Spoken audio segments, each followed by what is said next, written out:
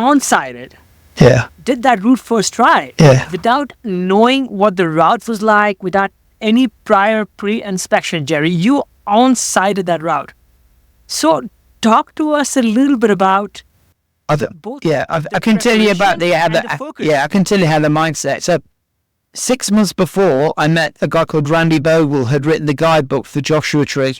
He came to England. I was 19. I've not been to America yet. He'd never heard of me. I said to him, what about this route Equinox? I really want to go to Joshua Tree and try Equinox. And he said to me, he was a good friend of Bachar's, he said, forget it. There's no way you're going to do Equinox. He said, you cut your fingers to shreds. It took John Bachar 3 days to top rope it. You've got no chance. That's what he said. So then I was like, I've really got to do this route. Back then, did I think it was not conceivable? I'd have been happy if I'd done it in 2 days. But then when I went to Joshua Tree, I was there for 3 months. I became a very good friend of John Bachar, and I did a lot of climbing with John. He saw me climbing, and he was the one who gave me the idea to try and onsight it. Without him, I don't think I'd have tried to onsight it. He said to me one day, you know what, I think you could onsight Equinox. So then I had it as a goal to onsight Equinox. So then I spent over a month just training to do Equinox. There's some boulder problems there with finger jams. So I'd be doing these boulder problems up and down and reversing them all on these finger jams. I was doing rope ladders, traversing. I was eating a fantastic diet. I don't think in all my life, I don't think I've ever peaked for a climb better than when I did Equinox. I was so fired up. I was so fired up. It was before half friends were made. So the smallest size you could get was a number 1. John Bachar lent me a half friend, so I had this one friend I could put in the crack. And I can remember leading it. I climbed up, reversed down, shook out. Then I went up a little bit more, put some wires in, got to a little shakeout. I remember thinking, shall I put the half friend in? I thought, no, I'll save it. And I was so psyched and so fired up. I just ran it out. But one nutted edge went. And I just went for it, ran it out. And I reckon if they'd stacked another Equinox on top, I think I'd have done that as well. And it felt pumped and absolutely, I absolutely cruised it. I pissed up it. I felt so good, but I was so psyched up and ready for it and so fit. I think I'd had 2 rest days before. On my rest days, I was doing probably 10, I was just climbing all down easy routes. So I'd do slowly loads of 5s, 8s and 5 7s. So I was doing loads and loads of easy mileage. And then my training days, I was doing ladders, pull-ups, dead hands, traversing, bouldering, crack climbing. So back then there wasn't anywhere to train better. It was before climbing walls and anything like that. So I was really, really fired up for that route. And it was, a big thing for me. And John was there with his camera. He documented it and got some great photos. So it was a special day to go there with John Bachar and, have him take photos of you. It was really good, and he was very generous to encourage me to do that.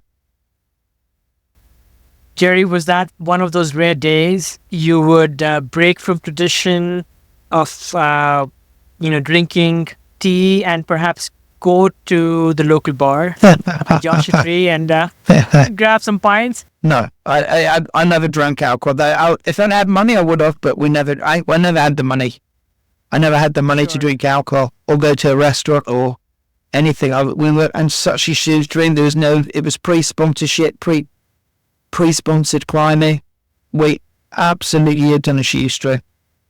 But I never drank alcohol then. If somebody gave me a beer, I'd have had it. But then I can honestly remember never going to the shop and buying a can of beer. That was way too expensive. You wouldn't even have a meal in a restaurant. Yeah, well, you might have a coffee because it was free refills, and that was pretty incredible. But that was about it. Sure. Absolutely.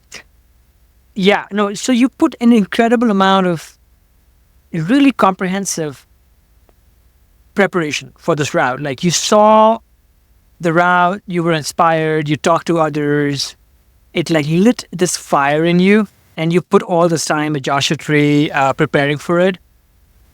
when you went to the route, you were physically completely ready. At the same time, you also had the mental state to be able to execute. Yeah. And I think this is something that perhaps separates, let's say, the very, very top climbers from the rest of us, where, we do all of the same things. But then when we get to the climb itself, we may choke, right? We may get we in that balance between, let's say, focus versus expectation, we might like lose that balance. And maybe that's also something that you talk about in your newer book, Mastermind. Yeah. The whole mental. Yeah. So talk to us, Jerry, a little bit about the mental side of your preparation, where you would get to this route and you would do it. And I would also love for you to maybe compare, contrast, whatnot, with similar techniques that you've studied in other top climbers, such as, let's say, Adam Onra, master of onsighting and flashing. Like, what are these things that you guys have, and what can the rest of us learn from them? I think when I went to Equinox, for one, John Bachar told me he thought I could onsight it. So I've got somebody who says, I beat you can onsight that. So I know it's possible because John Bachar's told me and he's done it. So then I can start to visualize it and think of myself onsighting it because he thinks it and he thinks that he can do it. So then I think it and then I thought about it. So when I was at the bottom of the route, I truly believed that I could onsight it. I didn't know whether I was or not, but I knew that I was in the best shape of my life. I knew that I had a good chance of doing it. So I was confident, and that confidence was instilled into me by John Bachar and myself talking about myself onsighting it with John Bachar, thinking about it and visualizing it. So we talked about onsighting it. I visualized it, and that instilled the confidence. So if you tried to do something, I would say the more you talk about, think about, and write about something doing, the more likely you are to actually onsight it. And Adam Ondra is no different from all the other climbers. He's got it. He's a little bit different. He's got a really good attitude about being confident and just preparing things. He's confident and he thinks about things in the right way.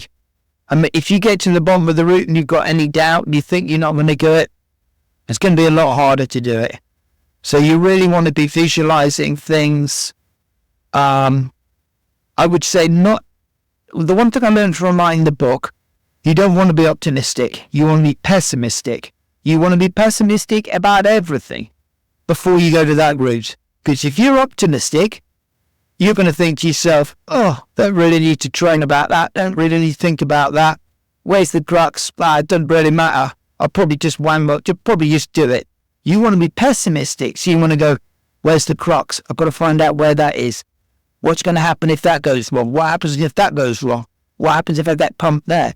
These are all the things that you need to think about prior to going to the route. Being that pessimistic beforehand can lead you to being optimistic when you get there. So when you stand at the bottom of the route, you know, what happens if you get pumped? Well, my fitness is good and I can shake out anywhere and nobody's better than me in the world at shaking out. What happens if I read the route wrong? Well, that's probably not going to happen because nobody reads climbs better than me. What happens if my foot pops in one of the moves? Well, I know that my foot pops doesn't make any difference because I can remember that climb I did 2 weeks ago, my foot popped and I still did it. I know I'm ready for it and I've thought about everything and I know what how I'm going to deal with all those things. So I would say be pessimistic, think about all the things that could go wrong, how you will deal with those things going wrong when you're on an actual climb. So when you're at the bottom of that climb, you can go, I thought about everything that can go wrong and I know that I can deal with every single one of them and still do the climb. That's how you get to that position.